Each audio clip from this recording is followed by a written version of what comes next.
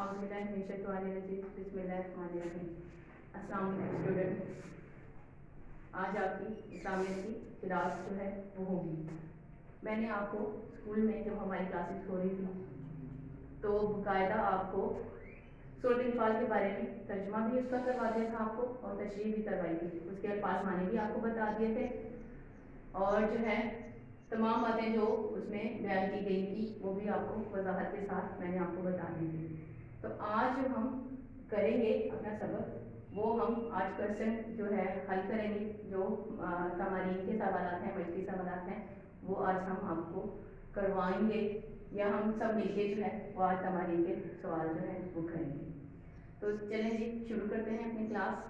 تو آپ جو ہے اپنے کاپی پینسل جو ہے وہ سنبھال لیں اور لکھنا جو ہے وہ اسٹارٹ کر دیں.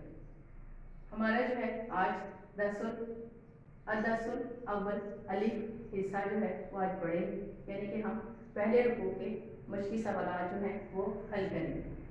سورۃ الفال آیات 1 تا 10. التمرین یعنی کہ مشقی سوالات. تو اسٹوڈنٹس, میں نے جب آپ کو ترجمہ کروایا تھا تو اس میں نے آپ کو اس سوال کے بارے میں بھی بتایا تھا. تو ہمارے پاس ہے سوال نمبر 1. اس سبق میں مومنوں کی کیا صفات بیان کی گئی ہیں. تو جب آیت کا ترجمہ آیا تھا تو اس میں آیت کا ترجمہ اس طرح تھا, مومن تو وہ ہیں کہ جب ان کے سامنے اللہ کا ذکر کیا جاتا ہے تو ان کے دل جو ہیں وہ ڈر جاتے ہیں. تو ہم اس کویشچن کا جو ہے وہ آنسر لکھیں گے. وہ اس طرح کچھ ہوگا کہ ہم سوال لکھیں گے. سوال نمبر 1, اس سبق میں مومنوں کی کیا صفات بیان کی گئی ہیں, اور اس کا جواب جو ہے وہ کچھ اس طرح ہم پوائنٹس میں لکھ لیں گے. ہم نے تو جو بک میں پڑھا تھا وہ ہم نے اس طرح پڑھا تھا, ترجمہ کیا تھا کہ مومن تو وہ ہیں کہ جب اللہ کا ذکر ان کے سامنے کیا جاتا ہے تو ان کے دل ڈر جاتے ہیں. جب انہیں اللہ کی آیتیں پڑھ کر سنائی جاتی ہیں تو ان کا ایمان اور بڑھ جاتا ہے. وہ اپنے پروردگار پر بھروسہ کرتے ہیں, وہ نماز پڑھتے ہیں, اور جو مال اللہ تعالیٰ نے ان کو دیا ہے اس کو نیک کاموں میں خرچ کر دیتے ہیں. لیکن جب ہم اس کا آنسر لکھیں گے تو آپ جو ہے وہ آیت کا ترجمہ بھی لکھ سکتے ہیں اور پوائنٹس کی صورت میں بھی اس کو لکھ سکتے ہیں. چلیں آئیں پھر شروع کرتے ہیں. آپ نے لکھنا ہے مومنوں کی صفات مدرجہ ذیل. نمبر 1, جب اللہ کا ذکر کیا جاتا ہے تو مومنوں کے دل ڈر جاتے ہیں. اس پوائنٹ میں یہ بیان کیا جا رہا ہے کہ جب اللہ کا ذکر مومنوں کے سامنے کیا جاتا ہے تو ان کے دل جو ہے وہ ڈر جاتے ہیں. وہ اپنے دلوں میں خوف محسوس کرتے ہیں, سرکشی نہیں کرتے اور نہ ہی اللہ تعالیٰ کی نافرمانی کرتے ہیں. نمبر 2 جو ہے وہ دیکھتے ہیں, جب انہیں اللہ کی آیتیں پڑھ کر سنائی جاتی ہیں تو ان کا ایمان اور بڑھ جاتا ہے. مومن جو ہیں جب اللہ تعالیٰ کی آیات کو سنتے ہیں تو ان کا ایمان جو ہے اور بڑھ جاتا ہے, اور وہ نیک کاموں کی طرف جو ہے رغبت اختیار کر لیتے ہیں. یعنی کہ ان کی توجہ جو ہے وہ نیک کاموں کی طرف ہو جاتی ہے. وہ چاہتے ہیں کہ ہم اپنی زندگی میں زیادہ سے زیادہ نیک کام کریں, اور اگر ہم نیک کام کریں گے تو اللہ تعالیٰ ہم سے جو ہے وہ خوش ہوگا. نمبر 3 ہے وہ اپنے پروردگار پر بھروسہ کرتے ہیں. وہ جو کبھی بھی جو ہے وہ حوصلہ نہیں ہارتے, بلکہ کیا کرتے ہیں ان کا بھروسہ جو ہے وہ اللہ تعالیٰ پہ ہوتا ہے.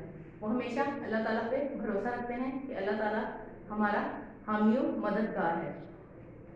نمبر 4 ہے وہ نماز پڑھتے ہیں. اب جہاں ہم نے دیکھی مومنوں کی صفات میں کہ اللہ تعالیٰ کا ذکر کیا جاتا ہے تو ان کے دل ڈر جاتے ہیں, اللہ کی آیتیں پڑھ کر سنائی جاتی ہیں تو ان کا ایمان بڑھ جاتا ہے. اس کے ساتھ ساتھ کیا کرتے ہیں, وہ اللہ تعالیٰ پہ بھروسہ کرتے ہیں, اپنے پروردگار پہ جو کہ کائنات کا خالق و مالک ہے اس پہ بھروسہ کرتے ہیں اور پھر نماز ادا کرتے ہیں. جب نماز ادا کرتے ہیں تو مومن کی ایک نشانی جو ہے وہ نماز بھی ہے, یا مومن کی ایک صفت جو ہے وہ نماز پڑھنا بھی ہے. تو جب تک ہم نماز نہیں پڑھیں گے تو کیسے مومن کہلا سکتے ہیں.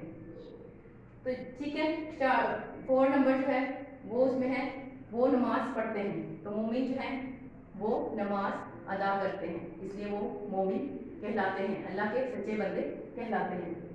نمبر 5 ہے اور جو مال اللہ نے ان کو دیا ہے اس میں سے نیک کاموں میں خرچ کرتے ہیں. اب جو ہمارے پاس جو بھی چیزیں ہیں وہ اللہ تعالیٰ کی دی ہوئی ہیں, تو جو مال و دولت ہے وہ بھی اللہ تعالیٰ نے ہمیں عطا کیا ہے. تو اگر مومن جو ہے وہ اللہ تعالیٰ نے اسے جو مال عطا کرتا ہے تو وہ صرف اور صرف کیا کرتا ہے, اس کی فضول خرچی نہیں کرتا, بلکہ صرف اس کو نیک کاموں میں خرچ کر دیتا ہے, تاکہ اسے اس کا صلہ بہت اچھا اللہ تعالیٰ کے ہاں سے بہت اچھا جو ہے وہ ملے. تو اسٹوڈنٹ یہ تو ہمارا کویسچن نمبر 1 تھا, جس کو میں نے آپ کو ترجمے کے دوران اس کی تفصیل بتا دی تھی. امید کرتی ہوں کہ آپ کو اس کی اچھی طریقے سے سمجھ آ گئی ہوگی. اب ہم دیکھتے ہیں سوال نمبر 2. 2 گروہوں سے کیا مراد ہے؟ 2 گروہوں سے کیا مراد ہے؟ تو اسٹوڈنٹ ہم نے جب آیات کا ترجمہ پڑھا تھا, 1 تا 10 آیات کا ترجمہ, تو اس میں 2 گروہوں کا ذکر آیا تھا. تو میرا خیال اب وہ آپ کے ذہن میں 2 گروہ آ گئے ہوں گے. تو وہ 2 گروہ کون سے تھے؟ تو ہم دیکھتے ہیں کہ 2 گروہوں سے کیا مراد ہے. اس کا جواب ہے سورۃ انفال میں 2 گروہوں سے مراد ابو جہل اور ابو سفیان کا گروہ ہے. ابو جہل کی قیادت میں جنگی لشکر آ رہا تھا, جبکہ ابو سفیان کی قیادت میں تجارتی قافلہ آ رہا تھا. اب جب میں نے آپ کو ترجمے کے دوران ہی بتایا تھا کہ اس میں جو 2 گروہوں کا ذکر ہے, ایک جو ہے وہ ابو جہل کا گروہ ہے اور دوسرا جو ہے وہ ابو سفیان کا تجارتی قافلہ ہے. یعنی کہ ایک ابو جہل کا گروہ ہے اور دوسرا ابو سفیان کا جو ہے وہ گروہ ہے. تو ابو جہل جو ہے اس کی قیادت میں جنگی لشکر آ رہا تھا. ابو جہل جو ہے وہ کس لشکر کی قیادت کر رہا تھا؟ وہ جنگی لشکر کی قیادت کر رہا تھا, تاکہ وہ اپنا پورا جو ہے اس نے ابو جہل نے 1000 کا لشکر جو ہے مسلمانوں سے جنگ کرنے کے لیے تیار کیا تھا اور اس کو لے کے جو ہے وہ مسلمانوں سے جنگ کرنے کے لیے آ رہا تھا, جبکہ ابو سفیان کی قیادت میں تجارتی قافلہ آ رہا تھا. اس کے ساتھ ساتھ جو ہے ابو سفیان جو ہے وہ شام سے مکہ واپس آ رہا تھا اور اس کے ساتھ جو تھا وہ پورا تجارتی قافلہ تھا. یعنی ابو سفیان جو ہے وہ تجارتی قافلے کی قیادت کر رہا تھا, یعنی کہ اس کو لے کے آ رہا تھا اور وہ جو تجارتی قافلہ تھا وہ ساز و سامان کے ساتھ لیس تھا. اس کے ساتھ ساتھ میں نے آپ کو یہ بھی بتایا تھا بچوں کہ اب مسلمان جو ہے وہ چاہتے تھے کہ ہم کیا کریں کہ جو ابو سفیان والا لشکر ہے اس کو جو ہے حاصل کر لیں. ہمیں اللہ تعالیٰ کا فتح نصیب فرماتا ہے تو ہمیں ابو سفیان کی والا جو ہے تجارتی قافلہ, ابو سفیان کی قیادت والا جو ہے تجارتی قافلہ وہ ہمیں اللہ تعالیٰ نصیب فرما دے, اس پہ ہمیں فتح عطا فرمائے. لیکن اللہ تعالیٰ کو اور ہی کچھ منظور تھا, جو کہ میں نے آپ کو لیکچر کے دوران سب کچھ بتا دیا تھا. آگے دیکھتے ہیں. یہ 2 کویسچنس تو ہمارے کمپلیٹ ہو گئے, کویسچن نمبر 1 اور کویسچن نمبر 2. تو امید کرتی ہوں کہ آپ کو اس کی سمجھ آ گئی ہوگی. آگے ہم دیکھتے ہیں کویسچن نمبر 3, جو کہ ہمارے مفہوم پر مشتمل ہے. اس میں 3 مفہوم ہیں. آج میں آپ کو مفہوم نمبر 1 جو ہے وہ کرواؤں گی. سوال نمبر 3 ہے مدرجہ ذیل آیات قرآنی کا مفہوم بیان کریں. تو یہ جو ہے سب سے پہلی جو ہے آیت ہے وہ ہے فاتقوا اللہ واصلحوا ذات بینکم. فاتقوا اللہ واصلحوا ذات بینکم. اب اس کا ترجمہ دیکھ لیتے ہیں. ترجمہ اس کا ہے بس اللہ سے ڈرو اور آپس میں صلح رکھو. فاتقوا اللہ, بس ڈرو اللہ سے, واصلحوا اور صلح رکھو ذات بینکم, آپس میں. تو ٹھیک ہے, اس کا ترجمہ آپ کو سمجھ میں آ گیا ہوگا. اب ہم چلتے ہیں اس کے مفہوم کی طرف. اب اس آیت مبارکہ میں اللہ تعالیٰ نے مسلمانوں کو 2 باتوں کی نصیحت کی ہے. اب وہ 2 باتیں کون سی ہیں؟ فاتقوا اللہ, نمبر 1 اپنے دلوں میں اللہ کا خوف پیدا کرو. یعنی کہ کوئی بھی صورتحال پیدا ہو جائے, کوئی بھی حالات پیدا ہو جائے, ہر صورت میں اللہ تعالیٰ سے ہی ڈرنا چاہیے. نمبر 2 آپس میں صلح رکھیں. ہم دیکھتے ہیں کہ ایک حصے میں اللہ تعالیٰ جو ہے وہ فرما رہے ہیں کہ مجھ سے ڈرو, اللہ سے ڈرو, اور دوسرے حصے میں کیا بیان فرما رہے ہیں کہ آپس میں صلح رکھو.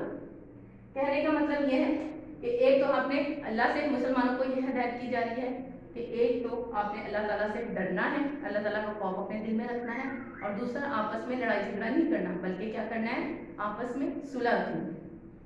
تو آگے دیکھتے ہیں.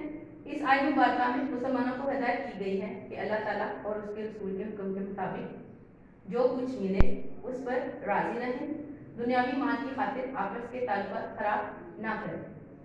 میں نے آپ کو بتایا تھا کہ مال غنیمت پہ مسلمانوں کے درمیان جو ہے وہ جھگڑا ہوا تھا، تو اس پر مسلمانوں کو ہدایت فرمائی جا رہی ہے کہ انہیں جو ہے صرف اور صرف اللہ تعالیٰ اور اس کے رسول کے حکم پر راضی رہنا ہے، لڑائی جھگڑا نہیں کرنا، جیسے اللہ تعالیٰ اور اس کے رسول حکم دیں اسی طریقے سے ہی جو ہے وہ عمل پیرا کرنا ہے۔ تو اس جو ہے مفہوم، اس کا مفہوم جو ہے وہ یہی ہے۔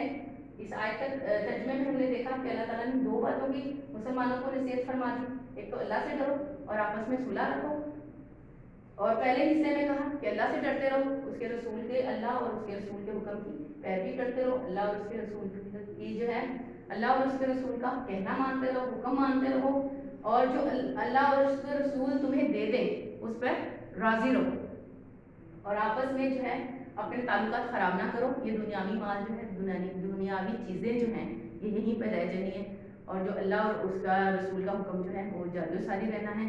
اس لیے مسلمانوں کو ہدایت کی گئی کہ صرف اور صرف اللہ تعالیٰ کا حکم ماننا ہے، اللہ اور اس کا رسول جو آپ کو عطا کرے وہی آپ کے لیے بہتر ہے، اس پہ آپ کو راضی رہنا ہے، اور اللہ تعالیٰ اور اس کے رسول کا حکم ماننا ہے، اور دنیاوی مال کی خاطر جو ہے آپس کے تعلقات جو ہے اس میں بگاڑ پیدا نہیں کرنا، اپنے آپس کے تعلقات جو ہیں ان کو خراب نہیں کرنا۔ تو اسٹوڈنٹ امید کرتی ہوں کہ یہ آپ کو جو ہے سمجھ آ گئی ہوگی سوال نمبر 1 کی، 2 کی اور 3 کی۔ اس کا بقیہ حصہ جو ہے وہ نیکسٹ لیکچر میں آپ کو کرواؤں گی۔ آپ نے کیا کرنا ہے، اس کو اپنے ہوم ورک کی کاپیز پہ لکھنا ہے اور اس کو یاد بھی کرنا ہے، اور اگر کچھ سمجھ نہیں آتی تو آپ نے مجھ سے پوچھ لینا ہے میسج کر کے۔ اللہ حافظ۔